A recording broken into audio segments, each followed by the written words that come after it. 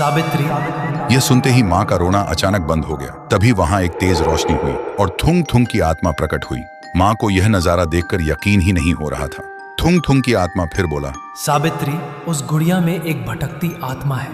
अमावस्या की रात उसे अगर शमशान की चिता में जला दो तभी हमारी बच्ची वापस आएगी, लेकिन याद रखना वो तुम्हें अपने जाल में फंसाएगी।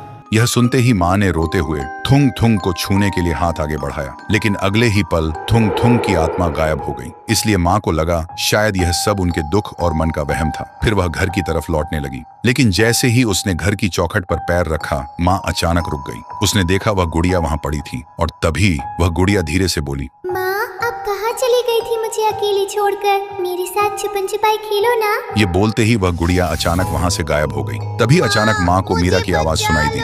सुनते ही माँ का दिल जोर जोर से धड़कने लगा और वह आवाज का पीछा करते हुए मीरा के कमरे में पहुंच गई, लेकिन वहां वह शैतानी गुड़िया बैठी थी। तभी वह गुड़िया जोर जोर से हंसने लगी और अगले ही पल गायब हो गई। और फिर एक बार मीरा की आवाज गूंजी। पूरा दिन माँ बस मीरा की आवाज के पीछे दौड़ती रही, कभी इस कमरे में तो कभी उस कमरे में, लेकिन हर जगह उन्हें बस वही गुड़िया दिखाई दी। माँ अब पूरी तरह थक चुकी थी। तभी गुड़िया हंसते हुए मीरा की आवाज में बोली, मुझे ढूंढ तो सकती हो, लेकिन मुझे छीन नहीं सकती। ये सुनते ही माँ रो पड़ी और बोली, बंद कर बेटी, माँ को और कितना सताएगी। फिर धीरे धीरे रात हो गई और उस रात अमावस्या थी।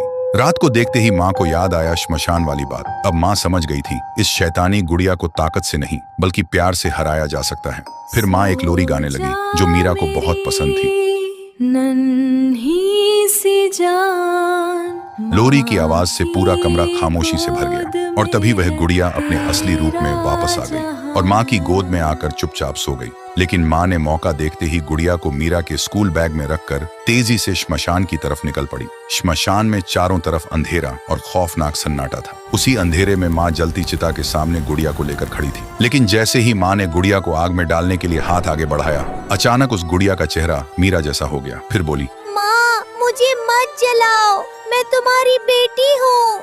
सुनते ही माँ के हाथ कांपने लगे और उसकी आंखों से आंसू बहने लगे। माँ पीछे हटने ही वाली थी, लेकिन तभी माँ को अपने मरे हुए पति की बात याद आई। वो तुम्हें अपने जाल में फंसाएगी। तभी माँ ने आंखें बंद की और जोर से चीख कर बोली, तू मेरी बेटी नहीं है। और उसने बिना सोचे गुड़िया को चिता की आग में फेंक दिया। आग लगते ही गुड़िया से एक भयानक चीख निकली जैसे कोई जिंदा जल रहा हो, और देखते ही देखते गुड़िया धीरे धीरे राख में बदल गई। माँ वहां से रोते हुए भागती हुई सीधा अपने घर आई। घर आते ही उन्होंने देखा मीरा दरवाजे के पास खड़ी है। ये देखते ही माँ की जान में जान आई और वह वहीं गिर के फूट फूट कर रो पड़ी। मीरा दौड़कर माँ के पास आई और माँ के गले लग गई, और उस दिन के बाद से उनके घर में फिर कभी कोई अंधेरा नहीं आया। अब सब कुछ ठीक हो चुका था।